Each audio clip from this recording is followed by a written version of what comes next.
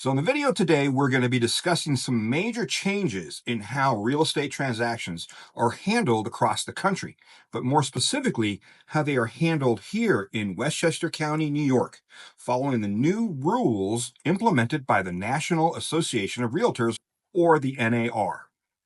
Now, these changes, which took effect on August 17th, 2024, directly impact you as a home buyer and how commissions are negotiated between buyers, sellers, and their agents.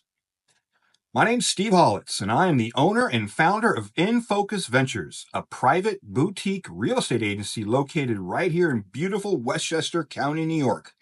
Whether you're thinking of moving to Westchester in 7 days or 70 days, I'm here to help. You can find my contact info in the description below. Now, let's dive into the new rules and how they might affect you.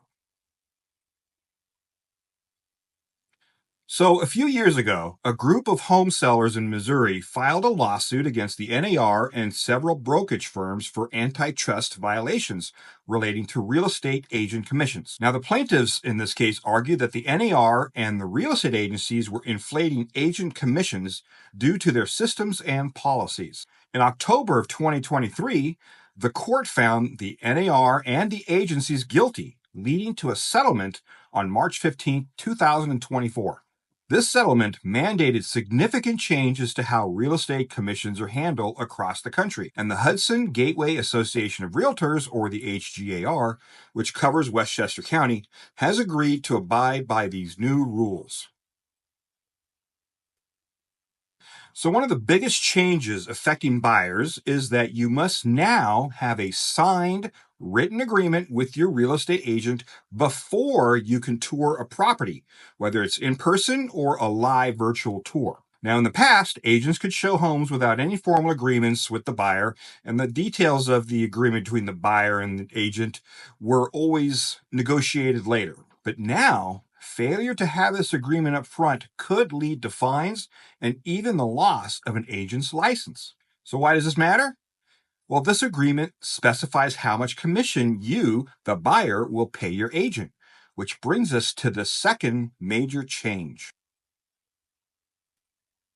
Now, in the past, it was not uncommon to hear a buyer's agent reassure their buyers by saying, "Don't worry, the seller will cover your commission." While this was not fully accurate, it's now 100% the buyer's responsibility to pay their agent's commission.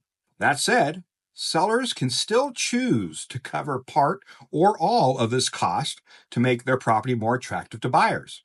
But the buyers, either directly or through their agent, have to negotiate this part of the buyer's offer to purchase the property. This is new. This shift in making buyers negotiate with the sellers over the buyer's agent commission is supposed to bring more transparency to the process. While commissions were always fully negotiable, it is now made very clear in all real estate agency agreements.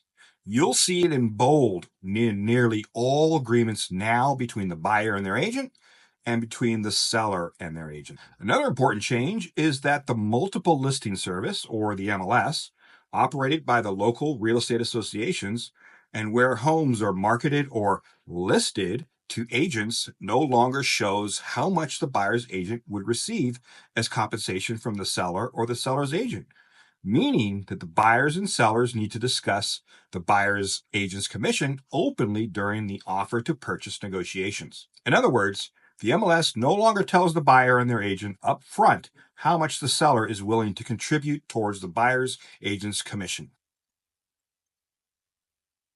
So let's break this down with an example. Imagine a $1 million home is on the market. The seller agrees to pay their listing agent a 3% commission, which would be $30,000 in this case.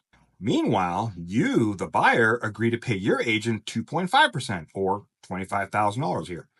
When you make an offer on the home, you could ask the seller to cover your agent's commission as part of the deal. The seller then has three options: agree to pay the full $25,000 as part of the closing, agree to pay part of the commission, leaving you responsible for the rest, or refuse to pay any portion, leaving you to cover the entire $25,000 out of pocket. So this adds a new layer of negotiation, which might affect your strategy when making an offer. So it's now up to the buyer's agent to ask the listing agent whether the seller is willing to cover any portion of the buyer's agent commission. As a buyer, this is critical information because it affects how much you'll pay out of pocket at closing. This transparency ensures that commissions are no longer hidden or lumped into the sale price without a clear understanding of who is paying for what.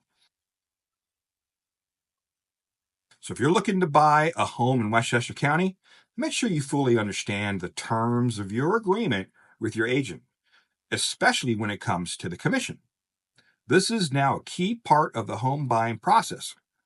Also, don't hesitate to ask if the seller is willing to contribute to your agent's commission. This can make a big difference in your overall costs when purchasing a home. There's a lot to digest here, but don't worry, I'm here to help. If you're buying in Westchester County, feel free to reach out with any questions.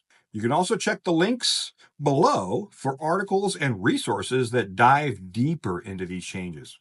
Thanks for watching. If you found this information helpful, please hit that thumbs up and don't forget to subscribe and click the notification bell so you'll know when I post new content. You can also find me across social media platforms by searching for Westchester Steve. Thanks again, good luck, and happy house hunting.